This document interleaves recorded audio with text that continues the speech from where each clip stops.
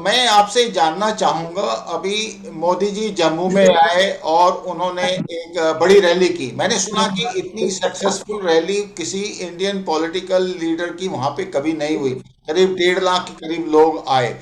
और बेसिकली ये लोग वह हैं जो पंचायत राज से जुड़े हुए हैं, यानी कि जम्मू रीजन से भी और कश्मीर से भी काफी लोग गए।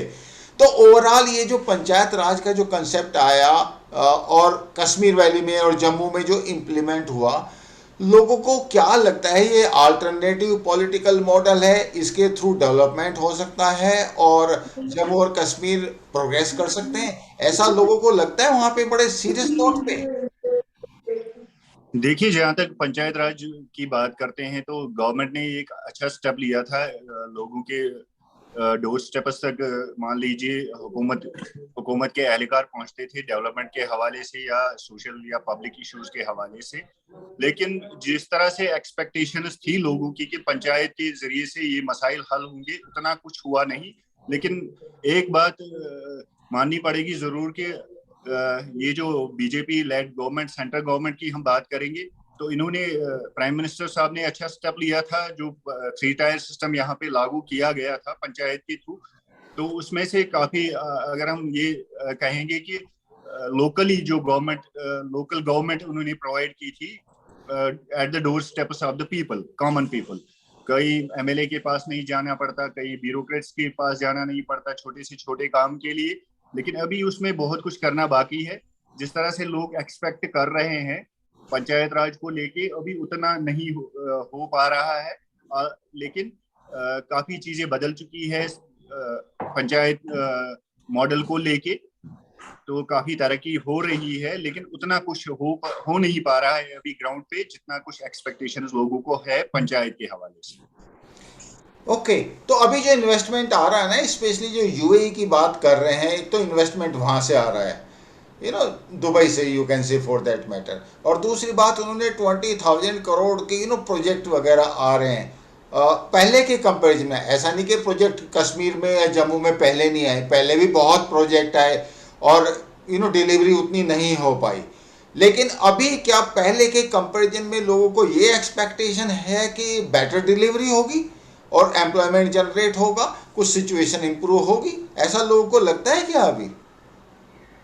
जी देखिए, जहाँ तक ये इन्वेस्टमेंट्स की बात करें, ये ऑलमोस्ट 1990 से पहली बार हुआ है कि फॉरेन कंट्रीज के इन्वेस्टर्स यहाँ इन्वेस्ट करने के लिए आए हैं।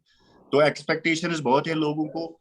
यही चीज है कि कितना कुछ डिलीवर हो पाएगा। आज से पहले भी कई गवर्नमेंट सरकारें आई जिन्होंने काफी बहुत बड़े बुलंद बांग दावे किए, लेकिन ग्राउंड पे कुछ नहीं था।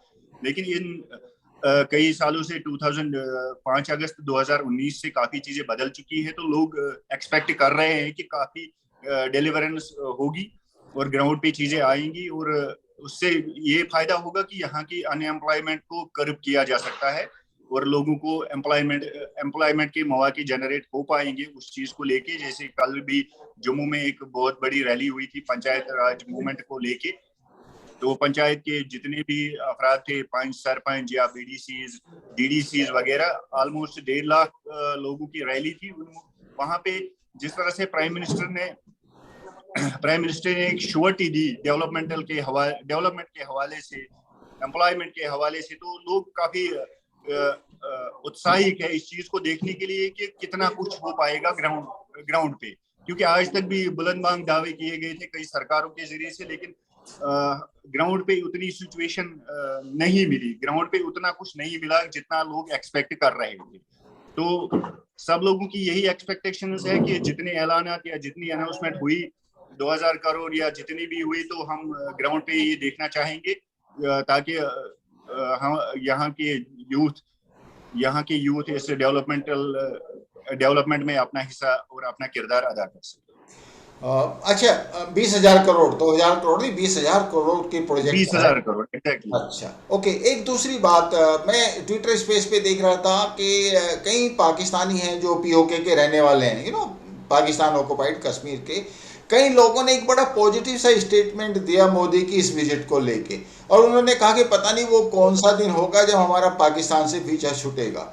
तो एक मैं दो क्वेश्चन है मेरे इस बारे में। एक तो जो पाकिस्तान ऑक्युपाइड कश्मीर में है उसमें डेवलपमेंट का क्या हाल है, दूसरा लोगों का एस्पिरेशन लेवल क्या है, और क्या वहाँ पे लोग यहाँ पे जो वैली में हमारी हमारे कश्मीर में जो चेंज हो रहा है उसके प्रति वो एक्साइटेड है कि हाँ कभी वहाँ पे भी ये डेवलपमेंट हो सकता है, ऐसा कुछ आपके पास फीडबैक है? देखिए, जहाँ तक पीओके की बात करेंगे, हमारे काफी साथी जुड़ जाते हैं। मैं खुद अपनी ट्विटर स्पेसेस ऑर्गेनाइज करता हूँ कश्मीर के हवाले से या डेवलपमेंट के हवाले से। जम्मू कश्मीर की लोकल इश्यूज को लेके मैं अपनी भी स्पेसेस क्रिएट करता हूँ। उसमें काफी पीओके से भी कुछ दोस्त आते हैं या कुछ लोग आते हैं, तो मुख्तलिफ राय रखते हैं वहाँ के लोग। कुछ लोगों का तो ये कहना है कि वो जैसे कि हम पीओके पाकिस्तान ऑक्यूपाइड ही बोलते हैं, वो in the real sense they are truly occupied. वहाँ पे तरक्की नाम की कोई चीज नहीं है, यहाँ पे डेवलपमेंट का कोई नामो निशान नहीं है। और सबसे बढ़कर ये बात कि जिस तरह से वो सो कॉल्ड आजाद कश्मीर बोलते हैं, उतना वो आजाद है नहीं जितना कि जम्मू कश्मीर की अगर हम बात करेंगे। यहाँ पे आपको खुली तौर से अपनी गवर्नमेंट को आप क्रिटिसाइज कर सकते हैं, इवन दो कि यहाँ पे कुछ फ्रिंज एलिमेंट्स पाकिस्तानी परचम भी लाल चौक में लहराते थे, लेकिन उनको भी इस तरीके से डील किया गया कि वो मेन स्ट्रीम में खुद ब खुद आ गई। अगर ये चीजें आप पाकिस्तान ऑक्यूपाइड कश्मीर में, तो मतलब आप सोच भी नहीं सकते कि आप इंडिया का फ्लैग वहां लहरा सकते हैं या किसी और कंट्री का। वहां तो जिंदा ही जलाया जाएगा। डेवलपमेंट की बात अगर करें तो डेवलपमेंट में काफी हद तक इम्प्रूवमेंट हुई है 2019 से। तब से लेके लोगों में जागरूकता बढ़ी है, चाहे पाकिस्तान ऑक्यूपाइड कश्मीर हो या रेस्ट ऑफ इंडिया। जितने भी लोग हैं वो तो इस बात की को विटनेस कर रहे हैं कि डेवलपमेंट हो रही है। बेसिकली क्या है कि हमारी जम्मू कश्मीर जो है ये अब यूनियन टेरिटरी है जिसको डायरेक्ट दिल्ली से मॉनिटर किया जाता है। और डेवलपमेंट के इश्यूज को लेके भी हमारे प्राइम मिनिस्टर साहब डायरेक्टली मॉनिटर कर रहे हैं जेएंडके को, तो तभी ये चीजें पॉसिबल हो पा रही है ग्राउंड पे। अदरवाइज लोकल पॉलिटिशियंस का जो रोल था वो ऑलमोस्ट नेगेटिव ही रोल रहा था। अगर वहां से 2000 करोड़ क्या 40,000 करोड़ भी आते थे तो ग्राउंड पे आप 200 करोड़ भी नहीं देखते थे। तरक्की का ये हाल था। अच्छा सिराज, एक बार बताओ, अभी सोशल मीडिया पे दो तीन लेडीज का एक वो वीडियो आपने देखा होगा, 17 साल का लड़का ज्वाइन, जो इसने मिलिटेंट रैंक्स को ज्वाइन किया, और लेडी कह रही है कि भैया मेरे को तो मेरा लड़का वापस दे दो। सोशल मीडिया पे वो काफी जी बिल्कुल। वायरल हो रहा है। तो आई डोंट नो उसका हुआ क्या अभी, मतलब वो लड़का वापस आया कि नहीं टेररिस्टों को छोड़ के, या फिर उन्हीं के साथ है। बट मेरा जो पॉइंट है कि सोसाइटी में या फैमिलीज के अंदर ये अवेयरनेस आ रही है कि टेररिस्ट के साथ जाने से कोई खास फायदा नहीं है, क्योंकि टेररिस्ट की तो बेसिकली एक सेल्फ लाइफ है, उसकी बात तो ऑब्वियसली लाइफ नहीं है। तो पहले के कंपैरिजन में लोग, स्पेशली लेडीज, क्योंकि अल्टीमेटली देखो जो लेडीज होती हैं, जो फैमिली में मदर होती हैं, ग्रैंड मदर होती हैं, इन सब का बहुत ज़्यादा रोल रहता है यंग जनरेशन को कल्टीवेट करने के लिए बॉन्डिंग के थ्रू। कोई भी लड़का होगा वो अपने बाप की बात नहीं मानेगा, लेकिन माँ की बात ना मानना थोड़ा सा मुश्किल हो जाता है। तो आपको ऐसा कुछ ट्रेंड वहां पे लग रहा है अभी? देखिए, जहां तक मिलिटेंसी की बात की जाए, कोई माँ बाप ये नहीं चाहेगा कि उसका बेटा पढ़ लिख के या उसको पढ़ा के मेहनत मजदूरी से खून पसीने की कमाई उस पर सर्फ करके 23 साल की उम्र को पहुंचे या 17, 18, 20 साल की उम्र को पहुंचे तो वो बंदूक उठाए और एक गोली से उसका कैरियर या उस वालिदैन की ये दुनिया तबाह की जाए। ये तो कोई माँ बाप नहीं चाहेगा। लेकिन बदकिस्मती की बात यह है कि हमारे छोटे जो नौजवान हैं, 16 साल 15 साल, ऑलमोस्ट जो प्रेजेंट स्नेरियो है जेएंडके का, जिसमें अगर आप मिलिटेंसी को लेके बात करेंगे तो यहाँ के जो लोकल मिलिटेंटिस्ट हैं वो 16 से 25 साल की उम्र तक है आज की डेट में। तो उनको उनको ऐसे रिलीजियसली या उनको मतलब पॉलिटिकली ऐसे एक्सप्लॉइट किया जाता है कि वो समझते हैं कि शायद यही एक रास्ता है कि बंदूक हाथ में लेके किसी को भी मार देना या खुद को हलाकत में डाल देना। शायद इसी से जम्मू कश्मीर आगे बढ़ेगा या जम्मू कश्मीर का के जितने भी मसाइल हैं तरक्की के हवाले से, अनएम्प्लॉयमेंट के हवाले से या फ्रीडम ऑफ स्पीच के हवाले से, शायद वो इस चीज को आगे ले जा सकते हैं। लेकिन वो ये नहीं जानते हैं कि वो उनको अक्रॉस द बॉर्डर ऐसे एक्सप्लॉइट किया जाता है कि वो अपनी ही जिंदगी नहीं बल्कि अपने माँ बाप की दुनिया भी तबाह करके चले जाते हैं। जैसा कि कल भी एक श्रीनगर की एक लेडी जिसका वीडियो वायरल हुआ था, बेसिकली उसका बेटा पुलवामा एनकाउंटर में कल मारा गया, जिसकी 22 साल की उम्र थी। 22 साल की उम्र और 10 शायद 15 या 20 दिन पहले वो मिलिटेंट रैंक्स ज्वाइन कर चुका था। पूरा याद नहीं है, ऑलमोस्ट यही 10-20 दिन हुए होंगे। तो कल पुलवामा एनकाउंटर में वो मारा गया। तो आप ये हकीकत देख सकते हैं जो प्रेजेंट सिचुएशन है यहाँ की कि यहाँ के वालिदैन किस तरह से अपने बच्चों को मरता हुआ देख रहे हैं, अपने बच्चों को मतलब तबाह होते हुए देख रहे हैं, अपने फ्यूचर को तबाह होते हुए देख रहे हैं। इस बात का संजीदा नोटिस लेना चाहिए गवर्नमेंट ऑफ इंडिया को कि यहाँ के नौजवानों को कैसे मेन स्ट्रीम किया जाए और मेन स्ट्रीम में कैसे उनको लाया जाए। एक ऐसी पॉलिसी फ्रेम आउट करनी चाहिए गवर्नमेंट ऑफ इंडिया को ताकि लोग खुद ब खुद मेन स्ट्रीम में आए, ना कि बंदूक उठाए। हम जैसे सोशल एक्टिविस्ट या कई दोस्त ऐसे हैं, हम इस चीज को कंडेम भी करते हैं और इस चीज को रोकने की पूरी कोशिश भी करते हैं, लेकिन ज्यादातर जिम्मेदारी गवर्नमेंट ऑफ इंडिया पे ही है कि वो इस चीज को कैसे कंट्रोल कर सके। ओके, अब सिराज, दो क्वेश्चन है। पहला क्वेश्चन है थोड़ा सा टची क्वेश्चन है, हालांकि मैंने आपसे डिस्कस किया, ये जैसे जहांगीरपुर की वायलेंस हुई और बाकी जगह इंडिया में वायलेंस हुई, और जहाँ पे जो ऑब्वियसली बांग्लादेशी जो इमिग्रेंट्स हैं या रोहिंग्याज हैं वो इन्वॉल्व थे स्टोन पेल्टिंग में हिंदू प्रोसेशंस के ऊपर। और ऑब्वियसली देख, इवन पर्सनल लेवल पे मुझे भी बुरा लगा, और मैंने कहीं ट्विटर पे लिखा भी होगा, और मेरे कई दोस्त सोचते भी होंगे अरे कर्ण साहब को क्या हो गया, बड़े एकदम हार्ड लाइनर हो गए, दैट सॉर्ट ऑफ। बट मुझे बहुत बुरा लगा ऑनेस्टली, क्योंकि इंडिया में अगर इमिग्रेंट आ रहे हैं और आके फिर यहीं पे पत्थरबाजी शुरू कर रहे हैं, यहीं पे वो पिस्टल चला रहे हैं प्रोसेशंस के ऊपर, तो किसी को भी बुरा लगेगा। तो मैं ये चाहता हूँ कि जो वहाँ की जो सोसाइटी है, कश्मीर की जो सोसाइटी है, वो इस मामले में कितनी सेंसिटिव है कि हम स्पेशली जो कम्युनिटीज़ हैं, Hindu Muslims and all that, वो एक दूसरे की जो सेंसिटिविटी है उसको कितना रेस्पेक्ट करें। और ऑब्वियसली उनको पनिशमेंट तो होगा ही, और फिर वो सोशल मीडिया में एक निगेटिव पब्लिसिटी के तौर पे भी आएगा। तो मैं ये चाहता हूँ कि मैं आपका इस बारे में ओपिनियन लूँ, और आप मुझे ये ओपिनियन थोड़ा सा एक रिफ्लेक्टिव, यानी कि कश्मीर की जो मुस्लिम सोसाइटी है उसका एक रिफ्लेक्शन मेरे को दो। देखिए, जहां तक हम जम्मू कश्मीर की बात करेंगे, यहाँ पे आपने कई वाक़ात सुने होंगे आज तक, प्रेजेंट डेट तक, लेकिन आपने कभी ये नहीं सुना होगा कि यहाँ हिंदू मुस्लिम फसादात हुए। हाँ, कश्मीरी पंडितों को एक साजिश के तहत, एक मुनज़्ज़म साजिश के तहत अक्रॉस द बॉर्डर एक साजिश खेली गई जिसके जरिए से उनको कश्मीर से बाहर किया गया। लेकिन अगर मैं कॉमन पीपल, आम लोगों की बात करूं, तो यहाँ पे आपने कभी नहीं देखा होगा कि किसी हिंदू ने किसी मुस्लिम पे पत्थर मारा है उसके बड़े दिन पे, चाहे ईद का दिन हो, चाहे हिंदुओं का रामनवमी हो, या कोई भी दिवाली हो, कोई भी त्योहार हो, तो मुसलमानों ने उनके प्रोसेशन पे या उनके जलसे पे पत्थर फेंके, या हिंदुओं ने कश्मीरी मुसलमानों पे पत्थर फेंके। ऐसा तो आप तवारीख में देख नहीं पाएंगे कि जम्मू कश्मीर में कभी हिंदू मुस्लिम हुआ हो। लेकिन जो हिंदुस्तान में हुआ, जो हमारे अक्रॉस द जम्मू कश्मीर से बाहर जो हुआ रामनवमी के दिन, मैं कंडेम करता हूँ पर्सनल लेवल पे भी। और जेएंडके का जो ये जेएंडके के लोग जो है वो इस बात को कम्प्लीटली डिनाई करते हैं और कंडेम करते हैं, क्योंकि देखिए, जहां तक इसमें कुछ लोग इन्वॉल्वड है जिनको हम फ्रिंज एलिमेंट्स कहते हैं, उनको ना आपकी तरक्की से कोई वास्ता है, ना अपने मुल्क से कोई वास्ता है। वो चाहते ही है कि हमारा मुल्क बदनाम हो सारी दुनिया में, मजहब के लिहाज से, पॉलिटिकली भी, सोशली भी, इकोनॉमिकली भी हमारा मुल्क कमजोर रहे।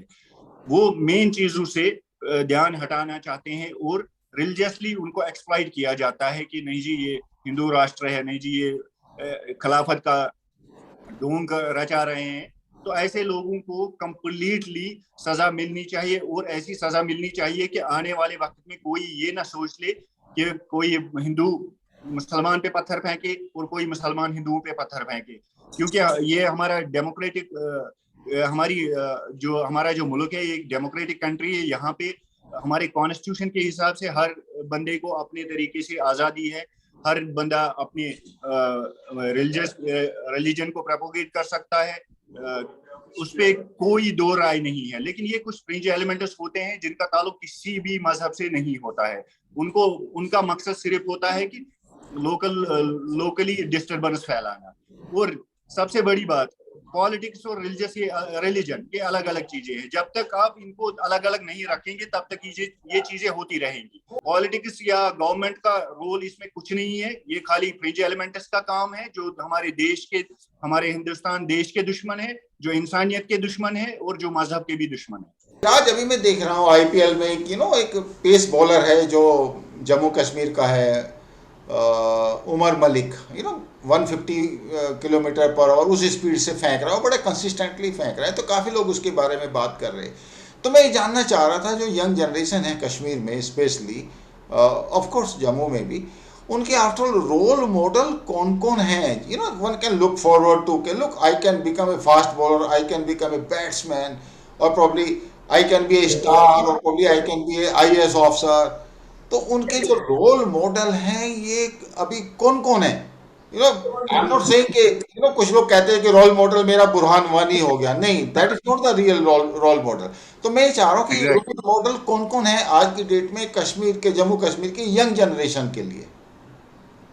जहां तक रोल मॉडल्स की बात करें, यहाँ आपको हर डिस्ट्रिक्ट में क्या हर ब्लॉक लेवल पे एक ऐसा नौजवान मिलेगा जो जिसके इतनी काबिलियत हो कि वो आईपीएल में खेल सकता है, जो हमारे मुल्क को रिप्रेजेंट कर सकता है क्रिकेट के हवाले से, फुटबॉल के हवाले से, या कई टैलेंट से बड़े बड़े हुए यहाँ के माइंड से लोग नौजवान हैं कि जैसे आपने इमरान मलिक की बात की, वो फास्ट बॉलर है। तो ऐसे कई रोल मॉडल्स हैं, लेकिन उनको आपने एक्सप्लोर करना है, उनके टैलेंट को निखारना है। उनके लिए एक प्लेटफॉर्म हमारे पास बदकिस्मती से आज तक नहीं आया कि हमारे नौजवान अपना टैलेंट दिखा सके।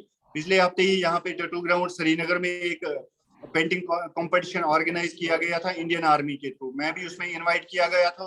तो जब मैं वहां पहुंचा, मेरी अकल दंग रह गई कि मैंने ऐसे नौजवान जो 12th में पढ़ते थे, मैट्रिक 8th में पढ़ते थे, यही 11 साल के, 15 साल के, 16 साल के बच्चे जो थे, उन्होंने उस पेंटिंग कंपटीशन में हिस्सा लिया, जो ऑल इंडिया लेवल का कंपटीशन उन्होंने ऑर्गेनाइज किया था। Through out rest of India, बाकी स्टेट से भी ये आर्टिस्ट आए हुए थे। तो मैं दंग रह गया कि उनके दिमाग में, उनके हाथों में कितना जादू है, या उनके पास इतना कैसा टैलेंट है।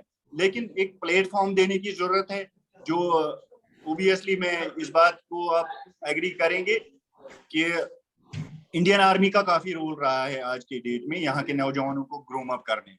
वो काफी मतलब हर घर में ये टैलेंट बच्चों को निकाल लाते हैं बाहर और उनको एक प्लेटफॉर्म फराहम करते हैं। लेकिन आपको पता ही है, इंडियन आर्मी का एक अपना डोमेन होता है, वो पब्लिकली ज्यादा ये चीज नहीं कर सकती है।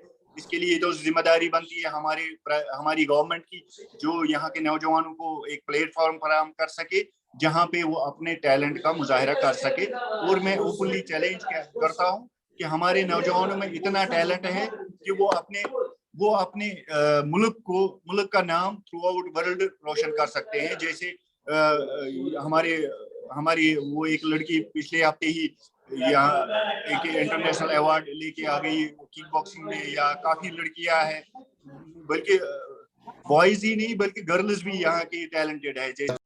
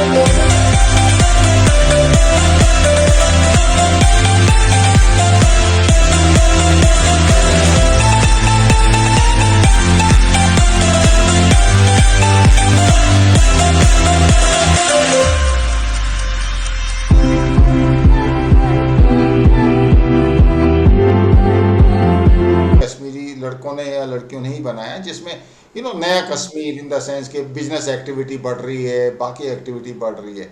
So Siraj, thank you so much. It has been a pleasure interacting with you, and as usual good wishes. जो भी काम आप कर रहे हैं, जो भी प्रोजेक्ट आप हैंडल कर रहे हैं, उसको आप सक्सेसफुली करें और एक नया कश्मीर हम लोग बनाएं.